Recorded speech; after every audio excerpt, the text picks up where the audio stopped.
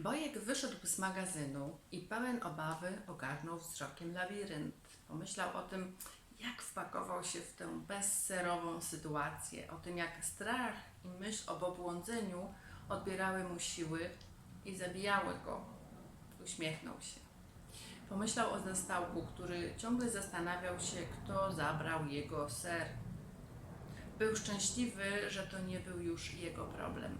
Zastanawiał się, dlaczego wcześniej nie wyruszył na poszukiwanie nowego sera. Przemierzając korytarze labiryntu, Bojek starał się zapamiętać drogę.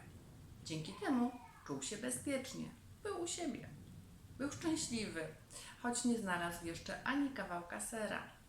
Od czasu do czasu lęk przed błądzeniem w labiryncie powracał.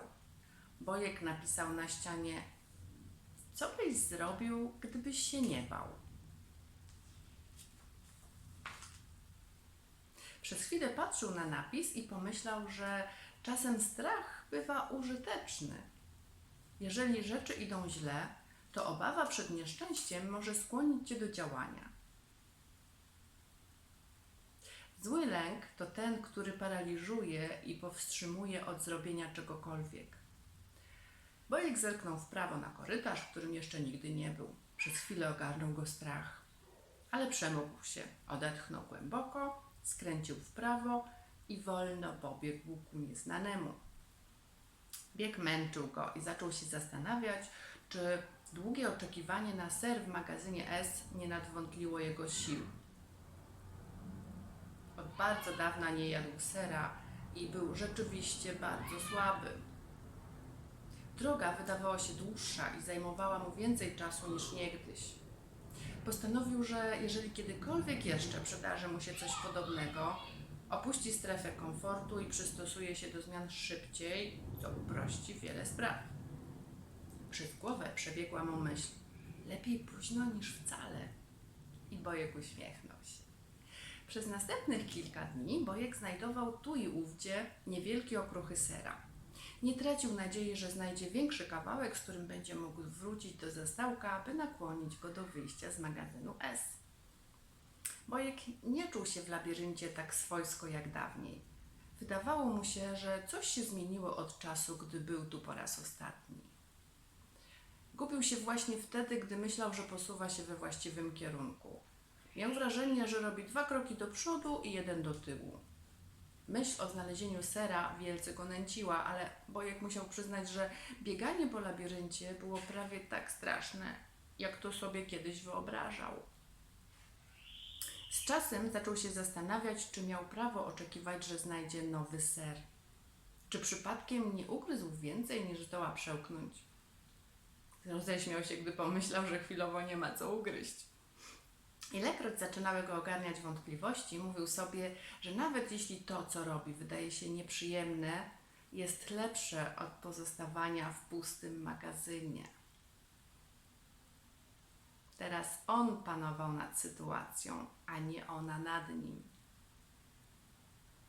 Pomyślał, że jeżeli nos i pędziwiarz potrafili znaleźć ser, to on też może. Gdy Bojek przypominał sobie szczęśliwe dni w magazynie S, uświadomił sobie, że ser nie zniknął nagle, jak mu się początkowo wydawało. Ubywało go stopniowo, a ten, który pozostawał, przestał mu dawno smakować. Stary ser zaczął gdzieniegdzie porastać pleśnią, ale Bojek tego nie dostrzegał. Musiał jednak przyznać, że gdyby chciał, prawdopodobnie by to zauważył. Ale nie chciał. Bojek zdał sobie sprawę, że brak sera nie zaskoczyłby go, gdyby uważnie obserwował zachodzące zmiany. Prawdopodobnie nos i pędziwiarz spodziewali się takiego obrotu sprawy. Postanowił, że w przyszłości szybciej zareaguje na dzwonki alarmowe. Pogodzony z nieuchronnością zmian, będzie ich wypatrywał. Jeśli oprze się na wrodzonym instynkcie, wyczuje nadchodzące zmiany i łatwiej mu będzie przystosować się do nich. Zatrzymał się, aby odpocząć i napisał na ścianie: wąchaj często swój ser. Będziesz wiedział, kiedy się psuje.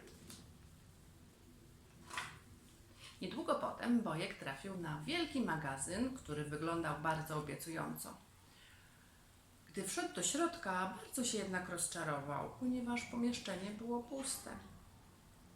To przydarza mi się zbyt często, pomyślał. Poczuł, że ma już dosyć. Z dnia na dzień tracił siły, ciągle gubił drogę w labiryncie i obawiał się, że nie przeżyje. Coraz częściej myślał o powrocie do magazynu S. Nie było w nim sera, ale był zastałek. I Bojek, gdyby wrócił, przynajmniej nie byłby sam. Ale jeszcze raz zapytał siebie samego, co bym zrobił, gdybym się nie bał? Bojek odczuwał strach nader często, chociaż nie przyznawał się do tego przed sobą. Nie zawsze do końca wiedział, czego się boi.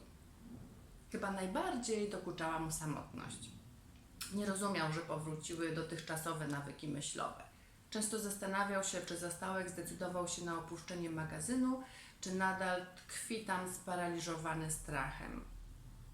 Bojek przypomniał sobie, że zanim trafili do magazynu S, najlepiej czuł się w labiryncie.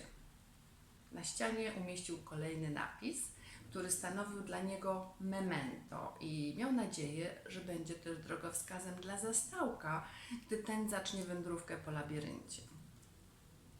Ruch w nowym kierunku pomaga Ci znaleźć nowy ser. Bojek spojrzał w ciemność chodnika rozciągającego się przed nim i opanował go strach. Co jest tam dalej? Czy jest tam ktoś? Jakie niebezpieczeństwo czai się w ciemności? Zaczął wyobrażać sobie najbardziej przerażające zdarzenie, które mogłyby mu się przytrafić. Na chwilę zabrakło mu tchu. Nagle się roześmiał. Świadomił sobie, że to jego lęki powodowały, że sprawy przybierały gorszy obrót. Uczynił więc to, co zrobiłby, gdyby się nie bał. Ruszył naprzód. Gdy biegł w głąb ciemnego korytarza, zaczął się uśmiechać do siebie. Nie zdawał sobie jeszcze z tego sprawy, ale właśnie odkrył motor własnego działania. Wiarę w to, że przyszłość będzie lepsza, nawet jeżeli nie wiedział, co się wydarzy. Nieoczekiwanie Bojek zaczął się czuć coraz lepiej. Dlaczego jest mi tak dobrze? Zastanawiał się. Nie mam ani kawałka sera i nie wiem, dokąd zmierzam. Po chwili jednak zrozumiał. Zatrzymał się i napisał na ścianie. Kiedy pokonasz swój lęk, będziesz wolny. Bojek zdał sobie sprawę, że był więźniem własnego strachu. Podjęcie nowego działania przyniosło mu uwolnienie. Poczuł chłodny, odświeżający powiew na policzkach. Kilka razy wciągnął głęboko w płuca powietrze i powróciły mu siły. Pokonanie lęku okazało się znacznie przyjemniejsze, niż sobie wyobrażał. Bojek od dawna nie czuł się tak dobrze. Prawie zapomniał, jakie to przyjemne. Aby jeszcze poprawić samopoczucie, zaczął wyobrażać sobie, że siedzi wśród gór swoich ulubionych serów, od cheddara do brie. Widział siebie jedzącego tyle sera, ile dusza zapragnie. I bardzo mu się to wyobrażenie spodobało. Następnie przypomniał sobie smak swojego ulubionego sera i to także bardzo mu się spodobało. Im wyraźniejszy był obraz nowego sera, im bardziej był realistyczny, tym silniej Bojek odczuwał potrzebę znalezienia go. Napisał na ścianie: wyobrażenie nowego sera, zanim go znajdziesz, sprawi, że zaczniesz szukać. Dlaczego nie zrobiłem tego wcześniej? Pomyślał Bojek i ruszył przez labirynt z większą siłą i energią. Niebawem dotarł do magazynu i bardzo się ucieszył, bo przy wejściu leżały okruchy nowego sera. Były to gatunki, których nigdy wcześniej nie widział, ale wyglądały wspaniale i były przepyszne. Zjadł prawie wszystkie okruszki, a kilka schował do kieszeni na później i aby podzielić się z zastałkiem. Zaczął odzyskiwać siły. Bardzo podekscytowany wszedł do środka pomieszczenia. Rozczarował się jednak, bo magazyn był pusty. Ktoś był tu przed nim i zostawił tylko nędzne resztki nowego sera.